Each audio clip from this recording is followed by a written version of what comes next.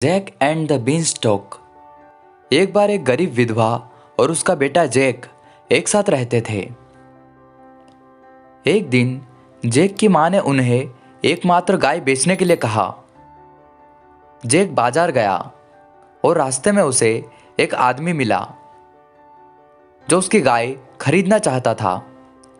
Jack ने पूछा, आप मुझे मेरी गाय के बदले क्या देंगे?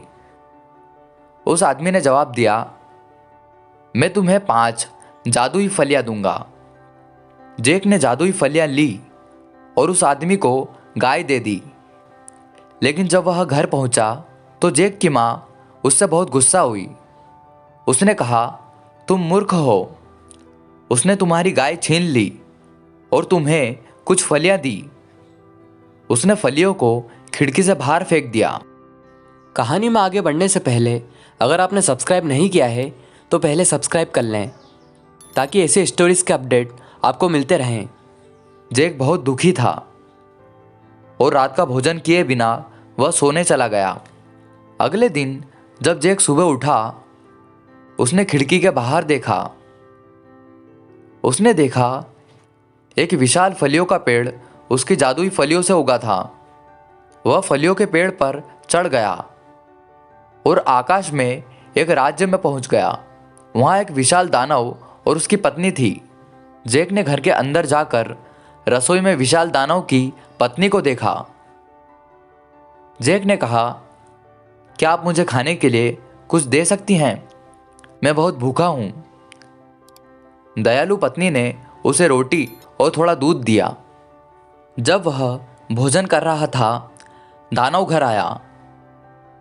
दानव बहुत बड़ा था और भयानक दिख रहा था। जैक घबरा गया और अंदर जाकर छिप गया। दानव ने चिल्लाते हुए कहा, मुझे एक अंग्रेज खून की सुगंध आ रही है। वह जीवित हो या मरा हुआ हो, मैं अपनी रोटी बनाने के लिए उसकी हड्डियों को पीसूंगा। पत्नी ने कहा, यहाँ कोई लड़का नहीं है। तो दानव ने अपना खाना खाया और फिर उसने अपने सोने के सिक्के की बोरियां निकाल ली। उन्हें गिनकर अलग रख दिया। फिर वह सोने चला गया। रात में जैक अपने छिपने की जगह से बाहर निकला। सोने के सिक्के की एक बोरी लेकर वह फलियों के पेड़ से नीचे उतर आया। घर पर उसने अपनी माँ को सोने के सिक्के दिए। उसकी माँ बहुत खुश थी और वे कुछ समय तक अच्छे से रहे। जैक एक बार फिर फलियों के पेड़ पर चढ़ गया और फिर से दानव के घर गया। एक बार फिर जैक ने दानव की पत्नी से भोजन मांगा, लेकिन जब वह भोजन खा रहा था तो वह वापस लौट आया। जैक डरते हुए उछला और जाकर बिस्तर के नीचे छिप गया। दानव ने फिर चिल्लाते हुए कहा, मुझे एक अंग्रेज के खून की सुगंध आ रही है। वह जीवित हो या मरा हो, मैं उसे अपनी रोटी बनाने के लिए उसकी हड्डी को पीसूंगा। पत्नी ने कहा, यहाँ कोई लड़का नहीं है। दानव ने अपना खाना खाया और कमरे में चला गया। उसने एक मुर्गी निकाली और वह चिल्लाया, मुझे एक अंडा दो। और मुर्गी ने एक सुनहरा अंडा दे दिया। जब दानव सो रहा था तो जैक उस मुर्गी को लेकर फलियों के पेड़ से नीचे आ गया। जैक की मां उससे बहुत खुश हुई। कुछ दिनों बाद जैक एक बार फिर से फलियों के पेड़ पर चढ़ गया और दानव के महल में चला गया। तीसरी बार जैक ने दानव की पत्नी से मुलाकात की और कुछ खाने के लिए मांगा। एक बार फिर दानव की पत्नी ने उसे रोटी और दूध दिया।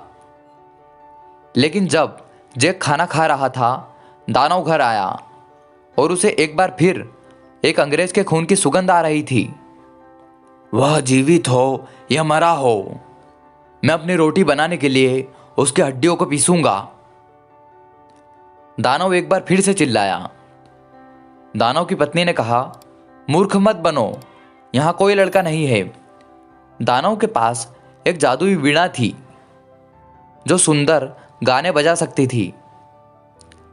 जब दानव सो गया तो जैक ने वीणा ली और निकलने वाला था, अचानक जादुई वीणा चिल्लाई, मदद करो मास्टर, एक लड़का मुझे चुरा रहा है। दानव उसकी चीख सुनकर उठ गया और जैक को वीणा के साथ देखा। गुस्से में वह जैक के पीछे दौड़ा, लेकिन जैक उसके लिए बहुत तेज था। वह फलियों के पेड़ से नीचे भागकर घर पहुंच गया। दानव ने उसका पीछा किया। जैक जल्दी से अपने घर के अंदर भागा और एक कुल्हाड़ी निकाली और उसने उस पेड़ को काटना शुरू कर दिया। दानव उस पेड़ से नीचे गिरकर मर गया। जैक और उसकी माँ इन सब के बाद बहुत अमीर हो गए थे। अब वह दोनों अपना जीवन खुशी खुशी व्यतीत करने लगे। ऐसी और स्टोरीज सुनने के लिए हमारे चैनल स्पेल आउट को सब्सक्राइब कीजिए। और ये कहानी आपको पसंद आई तो इस वीडियो को लाइक करें। Thanks for watching.